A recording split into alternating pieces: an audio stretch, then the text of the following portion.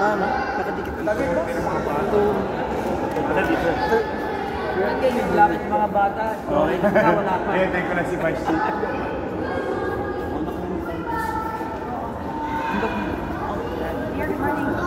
Oh, sure. Diba? Okay. Good morning, Mayor. Good morning. For today, ilan po students ang nag-cater po nitong vaccines? Ano po yung mga vaccines? Anong grade levels po mga? Well, yung nangyari today is the symbolic opening of the campaign for vaccination sa ating mga mag-aaral sa pampublikong paaralan dito sa lungsod ng Maynila, elementarya at high school. And this is the start, and this is the day that we're going to vaccinate 53,000 more or less clients or mga batang Maynila sa lungsod. No? At lalo na yung sa mga kababaihan, mga estudyanteng babae, yung HPV. No? Importante yung HPV dahil talagang isa yan sa mga sitwasyon na paglaki ng ating mga kababaihan, malaking porsyento kakasakit dyan. But then again, we're very happy despite of lacking of resources, we're still happy with partnership and the help of the DOH family with this journey of protecting the kids or mga batang Maynila. Mayor, ano bang inaasahang epekto ng programang to sa mga Manila? It's more on really protection and prevention of possible mga sakit ng batang na pwede nilang makuha. So it's like the way it was during our first term. Kung naalala nyo sa HEPA vaccine natin, so on and so forth. And we're very glad to share to the people of Manila na at the rate we are going in the past, we always achieve our goal and the national goal ng DOH.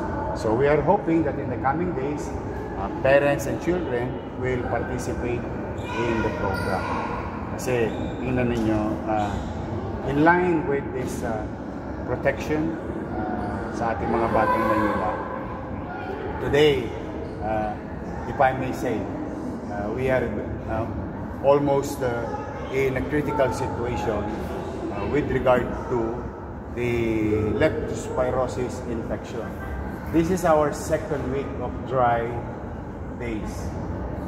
After the Typhoon Grisay, I would like to inform the public that we are 140 cases in the city. 4 deaths.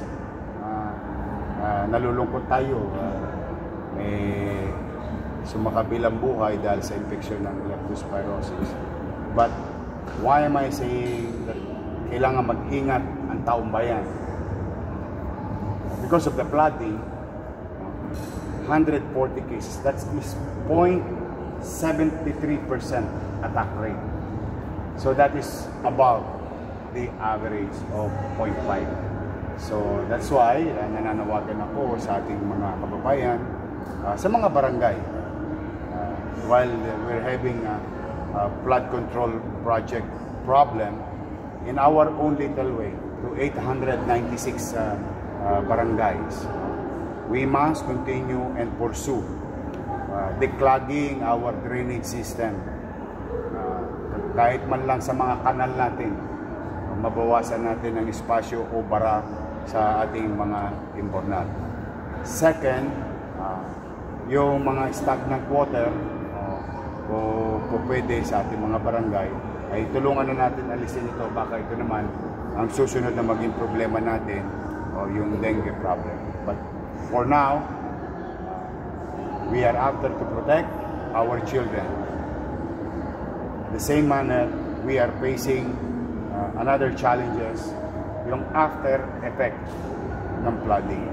So I've been saying, and I think you were there during my interview, that is very important for the government, whether national or local, to address the flooding problems of the country, in our case, the city, and simply because it will cause more damage to property and life.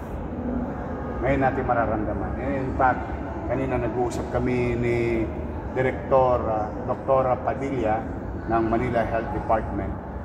Baka tumaas pa. Kasi ngayon pa lang talaga mararamdaman. Ang tawag nila doon po yung paghihinog ng infection. So, yun lang. Let me use this opportunity na manawagan sa ating mga kababayan na mag-ingat.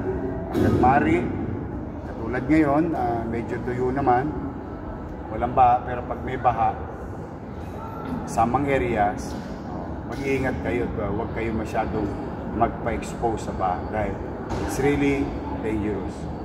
The procedure to attend to leptospirosis infected patient is terrible. Mahirap na sakit ito. Mayor, may sapat po ba tayong mga bakuna para matugunan itong campaign na to para proteksyonan yung mga bata? Yes, once we launch something, there is enough for everyone, even in the past.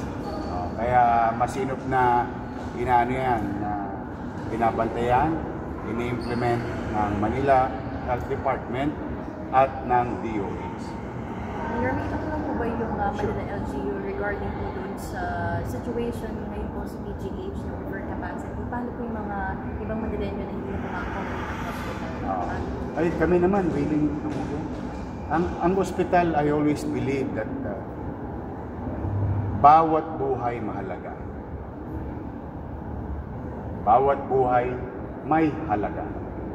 At bagay lamang bigyan ng sapat na atensyon yung mga nangangailangan ng tulong, lalo na patungkol sa ospital. As far as we're concerned, we're very happy that we have enough hospitals owned and run by the local government. But then again, bilang Pilipino, as Pilipino, at kapwa Pilipino, and especially PGH, Jose Reyes, San Lazaro, Philippine Heart Center, Tondo Medical, and all other National Kidney, National Lung Center, and all other national government hospital is the partner of the city government hospital. Nagpapanagpuan din naman kami sa intersection. Isa nagpapalitan din kami ng pasyente. Mano pa, yung mga pasyente namin nangangailangan ng espesyal na atensyon doon sa kanilang sakit. So, we will do the same and be nice to our neighbors. In this case, with regard to your question. We'll be happy to do it. Tulong-tulong lang. Okay, thank you. Thank you.